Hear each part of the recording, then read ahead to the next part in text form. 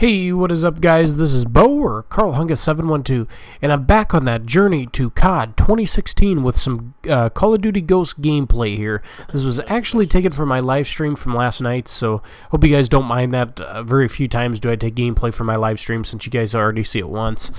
But I decided to take this one because of some really good gameplay, some sniper gameplay. Just about dropped 30 kills here on Sniper's Paradise, Stonehaven. If you guys don't remember this map, it was one of my favorites if you wanted to snipe. Wide open, gigantic map, which most people don't care for, but you know what? It's nice to play on a big map once in a while instead of all these little cracker boxes.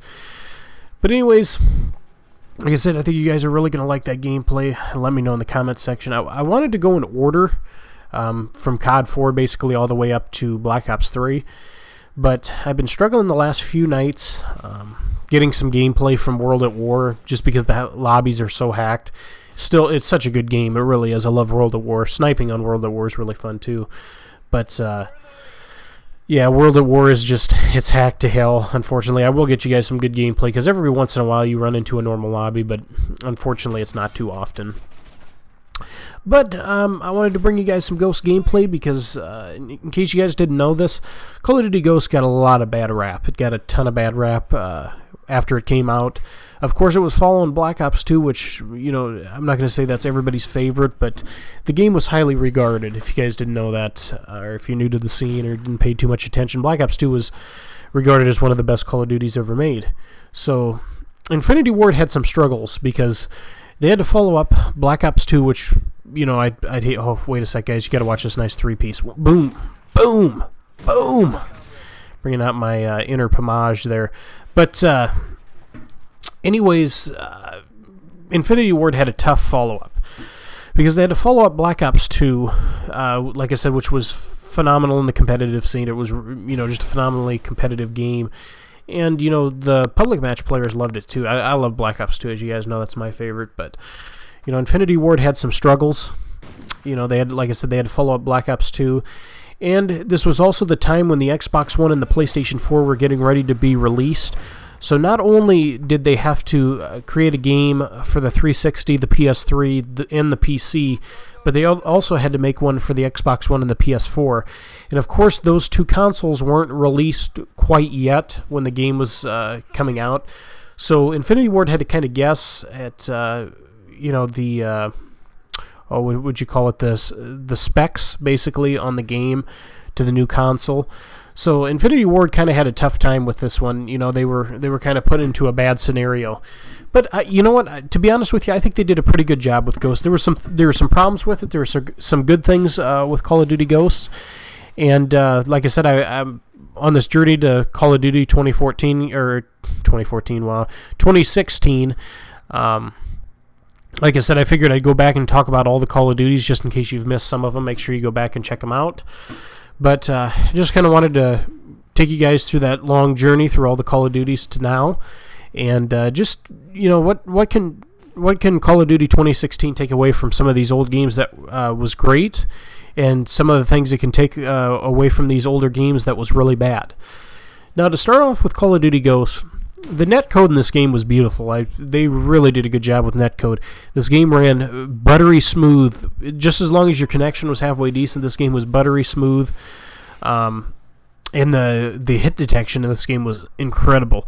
One thing you guys might not realize, and you might have heard me say it in my live streams before, or maybe some of my old commentaries, but the newer Call of Duties, if you aim down your sights and pull the trigger on the gun, if you watch, you'll notice that even though your gun may kill in 3 bullets, sometimes you have to shoot basically 5 or 6 shots out of your gun before the person dies, even though you're right on them. There's a bug that's been in Call of Duty for a while where not all your bullets register for some reason when they come out of your gun. They basically lower the ammo count in your magazine, but they don't end up doing any damage to the person.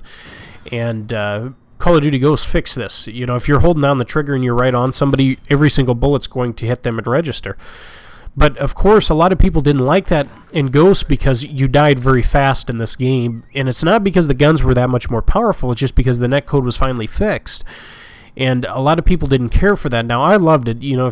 Call of Duty Ghosts was much different than Black Ops 2, and like I said, Black Ops 2, as you guys know, is my favorite. But what I loved about Call of Duty Ghosts was that it was a very realistic game. You die quick, your bullets register.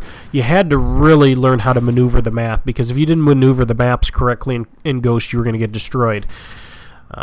But that was like I said, that was one of the big things that I love, and that's why I'm excited for Infinity Ward's next game, because they do such a good job on the netcode always. Number 2, one thing that people, just a couple people loved, most people hated, were the maps in this game. Now, most of the maps on this game, I agree, the base maps are not the best. Stonehaven I loved. I think there should always be a big map like this in the game for snipers and just for some different gameplay. A lot of the maps on Call of Duty Ghosts were really, really too big for 6v6, especially Siege. I don't know if you guys remember that map. It was just a massive, massive map. But, Siege wouldn't be too bad with Ground War, but 6v6, it's too big of a map. The DLC weapons, the DLC maps were phenomenal. I think Ghost probably had the best DLC of any Call of Duty. Unfortunately, it was a little late for most people. But the maps in the DLC were much smaller, much tighter, more basic 3 lanes. But there were some pretty memorable maps on Call of Duty Ghost, like Warhawk and Octane. I actually enjoyed quite a bit. I know there's a lot of fun maps or matches on Warhawk. I remember playing in some LAN tournaments with Quinn and some others. Had a lot of fun. Of course, everybody loved Strike Zone except for me. That would be like the Nuketown of Call of Duty Ghost. But anyways, the maps were a big complaint, so I think Infinity Ward has learned from that, because, like I said, their DLC was phenomenal, was top-notch. Another thing in Call of Duty Ghosts that some people loved and some people hated, I really enjoyed it. The perk system was much different in Call of Duty Ghost. It was more vast. You had a lot of perks to choose from, lots and lots of perks. And what I liked about Call of Duty Ghosts was, if you wanted to, you could take all your perks from one set. Like, excuse me, guys. Like in Black Ops 2, for example, the most perks you could take from one slot were 2.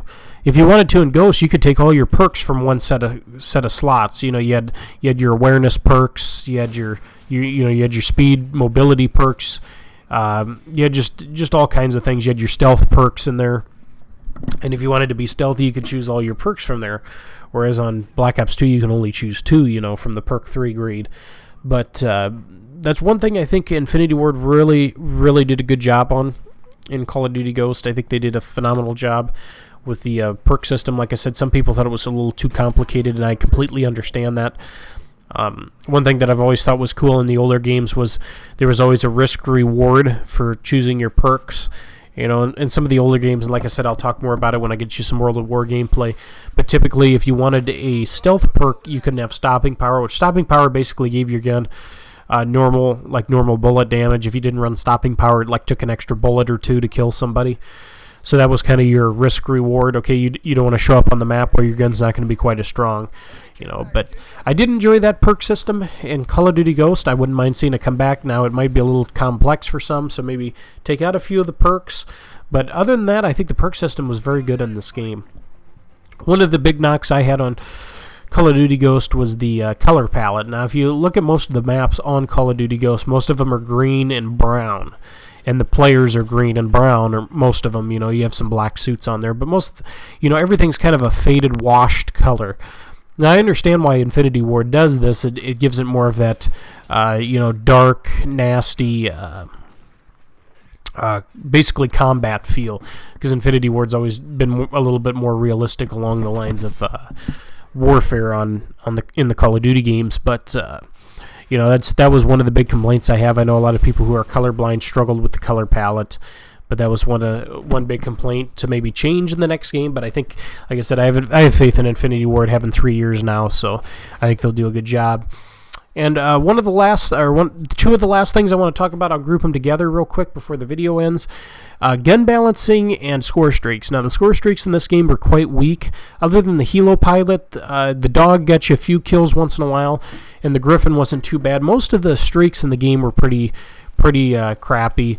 The SATCOM was kind of cool. I thought that was a good idea, going from the UAV to the SATCOM. If you don't know what the SATCOM is it's a little dish that you'd set on the ground, and basically nobody would pop up unless a teammate saw them. It would just make it a little bit more realistic, but a lot of people didn't understand the SATCOM system, which, maybe next time, do a little bit better job of explaining, how the SATCOMs work. And gun balancing, just let's make the guns a little bit more balanced. When the game first came out, it was all MTAR. Remington, at the end of the game, it was all Vector. So I think as long as the gun balancing's there and a few of the things change like that, I think we're in for a nice treat this fall or this winter. But anyways, I hope you guys enjoyed the video. We'll see you next video, and Bo out.